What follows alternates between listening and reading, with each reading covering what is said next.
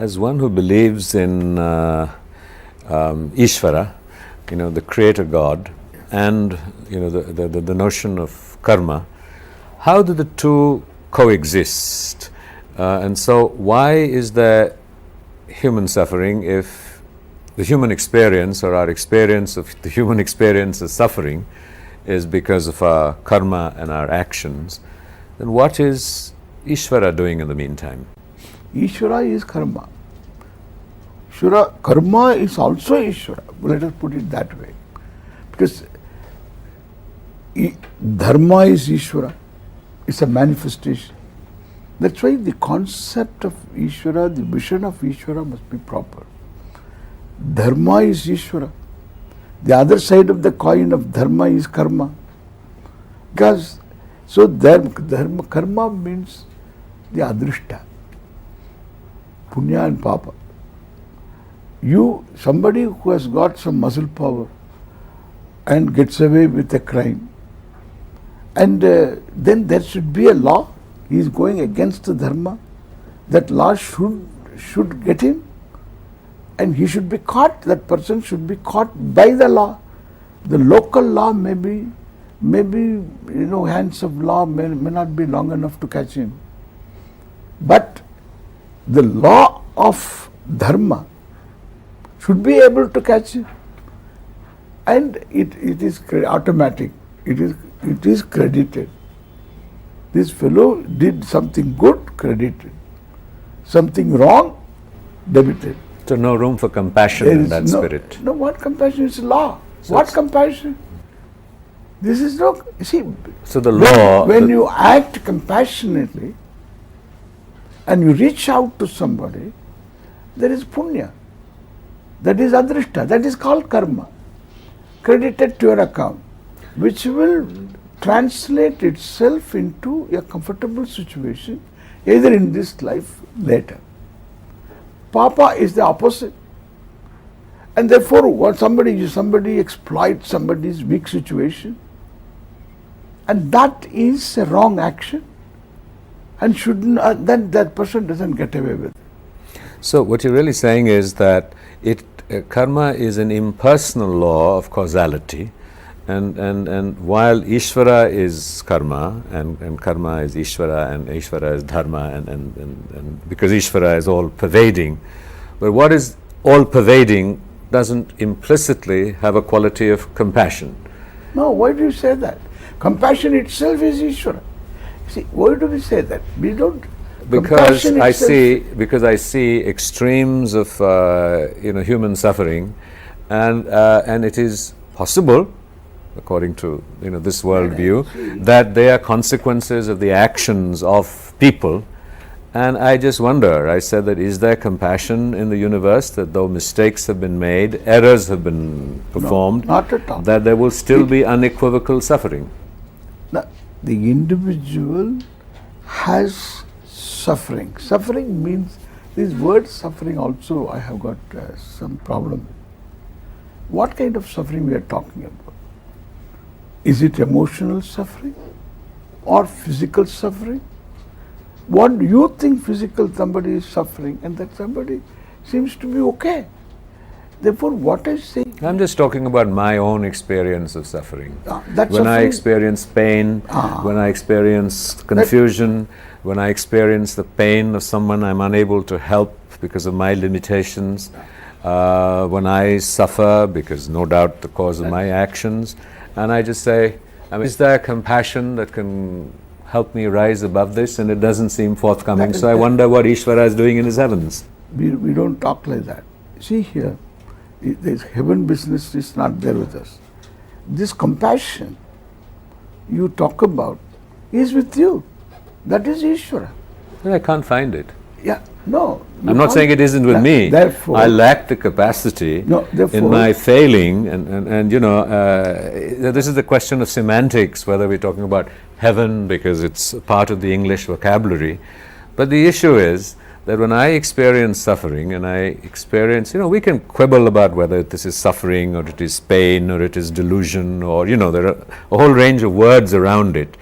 But the point is, you want to call it discomfort. the human predicament, the human situation, whatever words you want to use. I mean, I know you... No, I understand what you say. Let me answer this. See, this emotional pain can be neutralized. This pain is due to, there is compassion. Because of compassion, there is this pain also, empathize with others, and you cannot bring any redress to the others, and therefore you find that you have more pain or equally as in equal pain as the other person has, you seem to experience the same thing, which is given.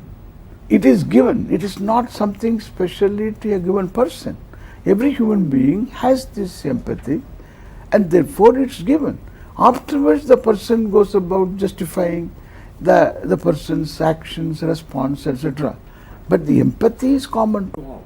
What would you say, just rephrase that question, is that, say, victims of natural disasters, children, victims of war, and say that where is this coming from? And while a cold, impersonal philosophy of karma and causality will explain it. If you say personal philosophy, let us say... impersonal. No, let us say there is one God. He is doing this. No. Why isn't he intervening? No, why?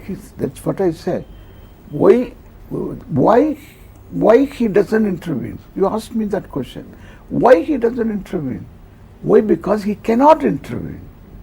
Because there is no one single person sitting there with a silver beard, and then he is controlling everything with some computers. We are talking of what is here is Ishvara. This is how it is. What is the question. Why is not the question. What is happening is the reality. And therefore, this is how it is. And therefore, in this, you have been given, you are given a capacity to be a Swami, a master of your own emotions. Including that 6-month baby? No, your own emotions, I said. You can the suffering of that 6-month baby brutalized by war. Yeah, that's right. How do we explain that? How do we understand that in our cosmology? No, in our cosmology, we should include that person also, why that person does it. What makes the person? There is a person at the top. You're suggesting that I may have the capacity to do something about it and to climb out of it through my devotion or understanding of dharma or falling at the feet of a master. No, you have what do we feel for that baby? No, that not only baby. But tell me about the baby so I can understand it. I'm limited, not very bright. In fact, baby doesn't suffer that much, I'm telling. As a grown-up adult, adult suffers. Suffering more is more acute. Go to the acute. What I say, this is happening why? We have to analyze. This is happening why? This is also there in this what is. And then why this is happening? There is a certain collective consciousness which makes a decision to wage war. And that has to be corrected. We have to correct. It is abuse of will. I am telling you, if it is war, it is abuse of will. If it is natural calamity, it is some readjustment that is taking place, and therefore, so some people will say it's karma, some people will say these are all different words we can have, and somebody will say very safely that is the mystery of God.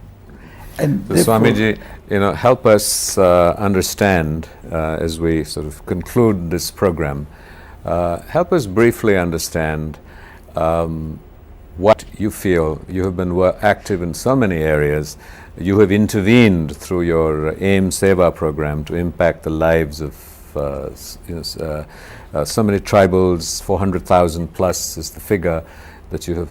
Give us a creed that is easily comprehensible, across religions, across traditions, across faiths. As I describe myself, say, as a Hindu Buddhist, maybe to the discomfiture of some strands of Hinduism. What is a universal creed, regardless of whether we believe in the dharma or not? It's formally consecrated by Hindu masters. What we say aim for seva is caring. You care for people who need caring. Everyone is born a consumer and continues to be a consumer. But then there should be a certain age. From that age, one should be able to be a contributor also. And when you become a contributor, you have gained adulthood. Then the more you contribute, I would say there is better growth. The most mature person is one who contributes the maximum and consumes the minimum. This doesn't require any religion, doesn't require any kind of a commitment to one type of God or anything. This is very simple. I am born a consumer and I continue to be a consumer, but at one stage in my life I begin contributing. If I keep growing, I'll be contributing more. And therefore, the maximum contributor and the minimum consumer is a person to be reckoned in the society. Thank you, Swamiji, and for the many contributions that you make to our insight and understanding into the world. Thank you. Thank you.